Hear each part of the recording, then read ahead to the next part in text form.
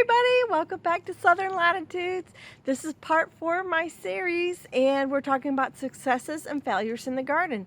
Today, specifically, we're talking about the rainbow garden and anything up in the front. I also sometimes will call the other side, on this side, the north garden, and it's there's a lot of fun things going on up here and a lot of things to discuss with you, like the history of it.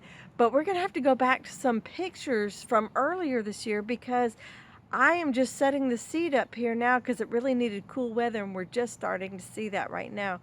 And so I don't have any really good pictures of what it looked like now to show you in current video form, but I have some great photos of it. We had different lettuces, we had 3 different kales there, we had cabbages there, we had radishes there. It was just a lot of fun, and it looked beautiful, and anybody who drove by stopped their car and they were asking a lot of questions, and it just really, it worked out beautifully, really. It's sort of one of those happy accidents, and it wasn't easy to water, and we'll talk about that. But as you can see, I'm putting in another one because obviously it wasn't that difficult, and it was a lot of fun to have people come up and want to talk about it. And I want that for the fall and the winter again. And it's nice enough to just, easy enough to come up here and pull some lettuce for dinner. And it kind of also is up here away from Buddy. As you can see, he'll be a year on Friday, so I keep my little teenager off of the tender plants. But let's talk about this, okay? So speaking of happy accidents, this was a real happy accident. And this is a massive flower garden that I didn't intend, well, it just got carried away. That's what it really did. I had a small row of zinnias here during the spring and summer, and they were dying out. And when I cleared everything in this garden, I tilled it, right? That seems normal, but I forgot. And I made my tilling rows from here to here, here to here, here to here, and so forth. And I spit all those seeds out in this direction. And as you can see, it turned into my happy accident. But again, cars are slowing down. My husband said he actually saw a woman punching her husband in the arm to slow down and to look at the flowers. Here's the rainbow in North Gardens. They were created January 19th, 2019.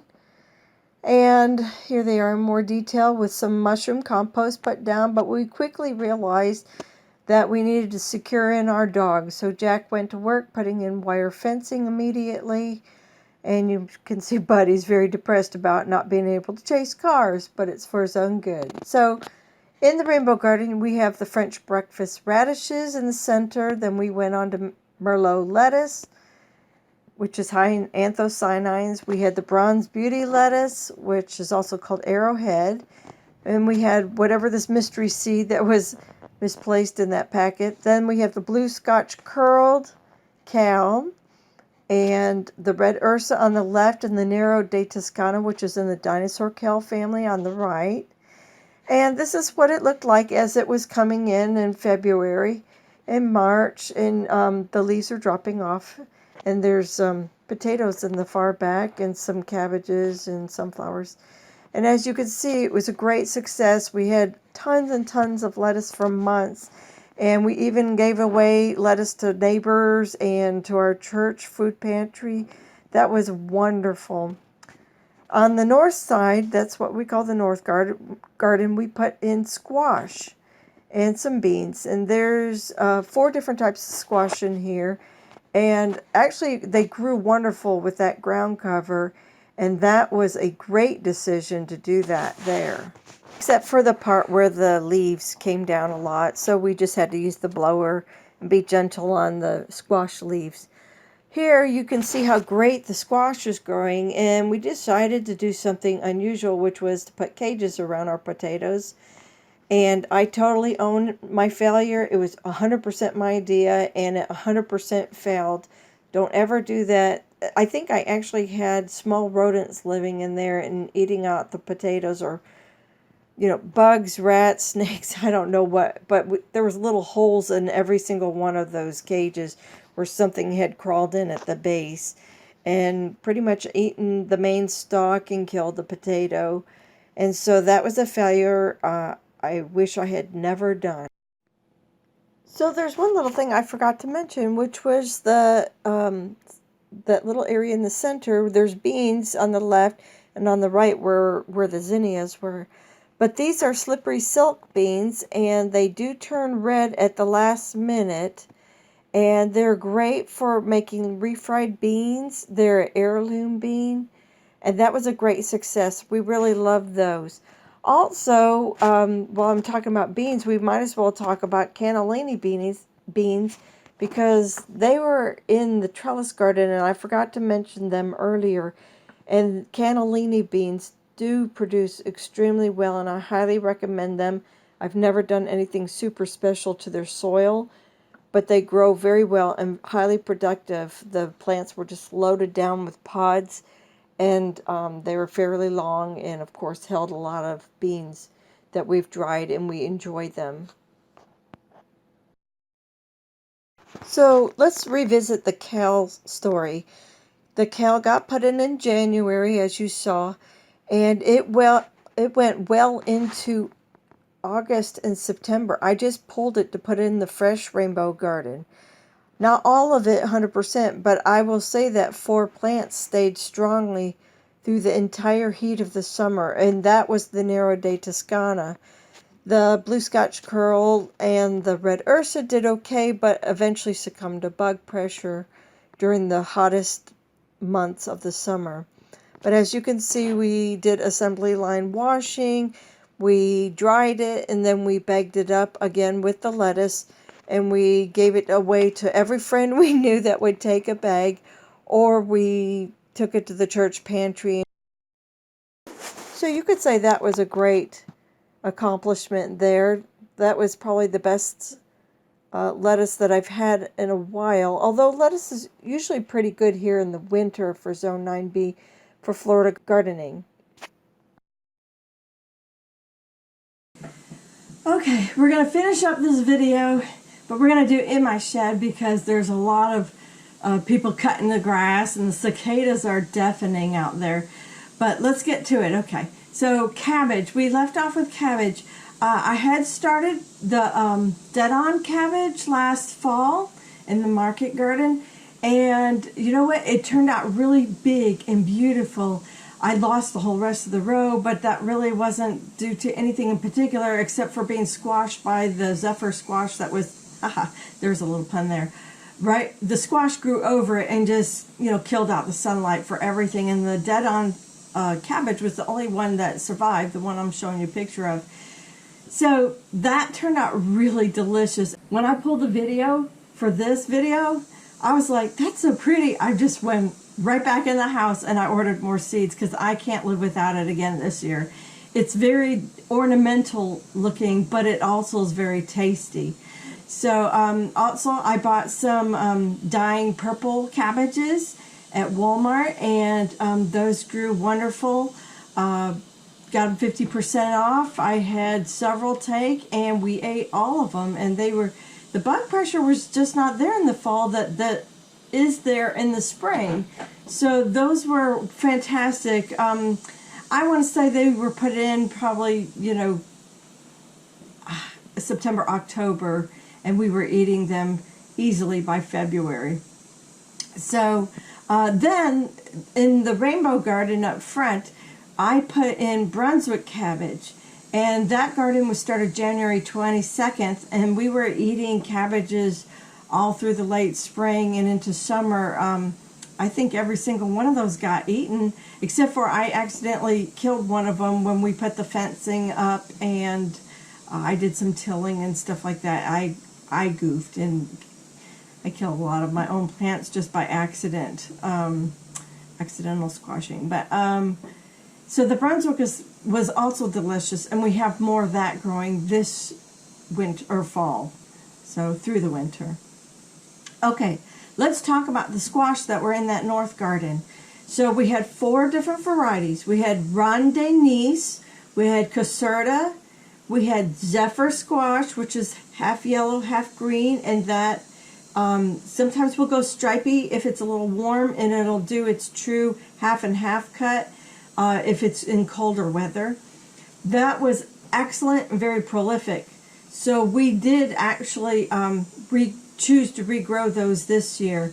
We also had the Pattison Golden Marbury Patty Pan squash, scalloped head, and those were excellent. That was probably the most flavorful of all the squashes we grew and have ever grown.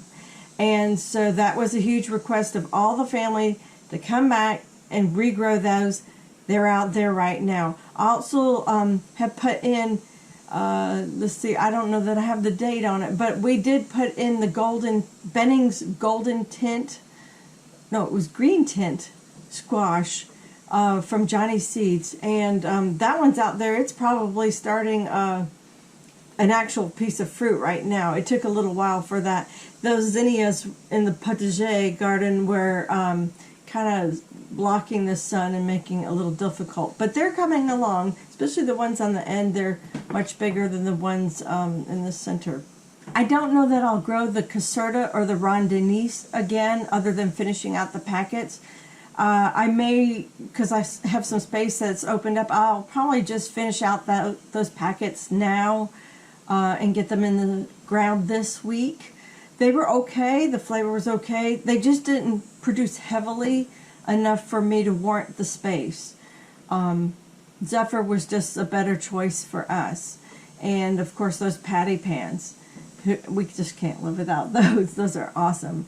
So those are, they were started the 12th of February, but they pretty much left by May with the heat, just in case you're running those dates. The new squash that's in there now was put in September 3rd, and some of them later went through up to the 25th of September. Last but not least, let's talk about the carrots, because we had a fantastic fall into winter with carrots. So I started my Hercules carrots last year, September 30th, and they went till about December 12th before we started pulling them. I might have pulled a couple here and there to go with dishes or something, or salads. But wow, we had a fantastic crop of those. They were absolutely delicious. They looked normal. Everything. They produced fantastic.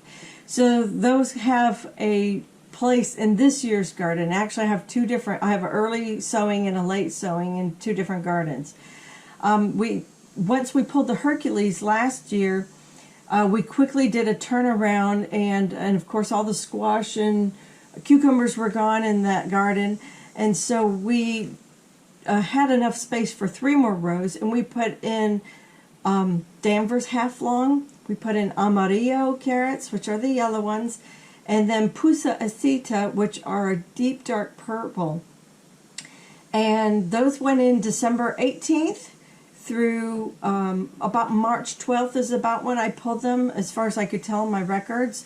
We pulled all those rows, and they did find I was a little disappointed that the Danvers were shorter than I expected.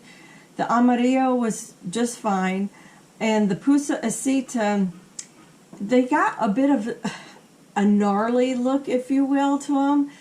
They would be perfect for Halloween, because sometimes they did what I call like the pants look, where they split into 2 instead of 1 big tapered root. They had 2 roots. Sometimes they had offshoots. They were very fuzzy. I don't know if it's my fault I left them go too long or what, because they did germinate faster, and they seemed to have grown faster, and they went to seed faster. So possibly I left them too long. But they had this hair about them. And then on top of that, when my husband and we went in the kitchen and we cleaned them all, we cut them all, we bagged them all as a team, and I got the pusacetas on my cutting board, and everything was stained. My fingers were stained, the board was stained. we talked about it, and it was good. I'm sure it's healthy for you, but it's probably just not our favorite. I don't know that I'll grow it again unless what I loved the most about it was the top, and it called in a lot of pollinators. So I did actually put a tiny row in this garden, and actually that was just like 2 weeks ago, and they're germinated right now, and I'm growing them mostly for the tops because the crown of the flower on them was so beautiful, and we had bees and bees and bees coming, so I may need something to keep the bees around by December or January if we haven't had frost. So that's what the Pusa Acida is going to do for me this year. It's busy up here. There's a lot of noise. Buddy, planes. Just one more quick note. On the Poteger garden, like I told you, it was a happy accident. I broadcasted the zinnia seed everywhere, and it's quite beautiful now. It's in full bloom. We put our little fall garden scene up there with hay and scarecrows, and everybody's loving that. But there are actually, the true definition of Poteger garden is it's supposed to look like an English cottage garden, but it mainly has a base of vegetables. And in there are 2 different types of beans and carrots, and now the squashes are coming along, the broccoli along the back. And the other part of Poteger garden is herbs. It's a kitchen garden. So we are making sure we're adding more of the basils up there. I put mullein seed in just for fun. Not that that's a kitchen food, but it's a medicinal plant. We had spicy glow basil. I have Thai basil. We have African blue basil.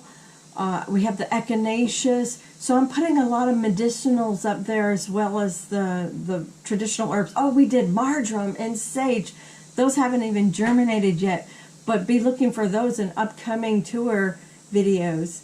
I decided to put some celeries up there because they need some time to get established, and I need Buddy to stay off of them. And as he goes running by my view. So anyhow, I'm just so excited about what's going to come, and I had to redo that rainbow garden up there because a lot of things didn't germinate. I don't know if it was my fault. We had those 4 to 6 weeks of drought, very little rain. I tried to water, but it's never as good as when God waters. And maybe the seed was old, maybe I buried it too deep, who knows. But it really wasn't germinating like it should have by that time. And so I just went in and I probably put in a good 10 to 12 packets of other seed. So that should be in the next video or 2 coming up. So that's all I've got for you. Also, I'm going to do a little outro with my little Lulu.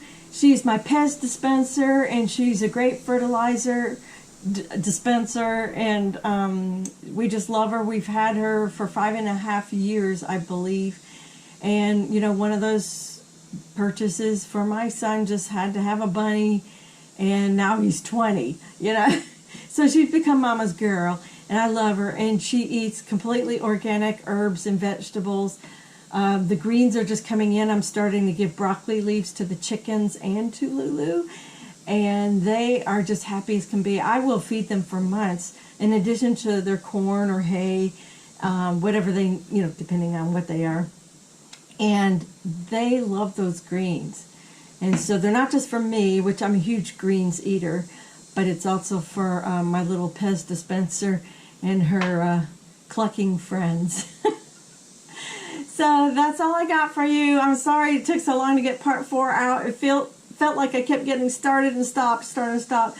But we're done now, okay? Thank you for making it all the way through the 4 parts with me. That was a lot of fun, and it was really good for me to look up all those dates to see when things germinated and planted and when we were eating by fruit and vegetables by. So thank you, God bless, and have a good one. We'll see you in the next one. And so I wonder why I have squirrels, right? Are you guys sharing your sunflower seeds with them? Hmm? Huh? Yeah? How are you, Julia? These are my girls. Aww. Hey, you know, you've been slacking on those eggs lately. I'm kind of hungry for eggs for breakfast, but I don't have any eggs for breakfast. Maybe you could go up there and do a little magic for me? Poop out an egg? No. Y'all aren't even molting. Look at you. You're just faking it. You still have feathers all over you.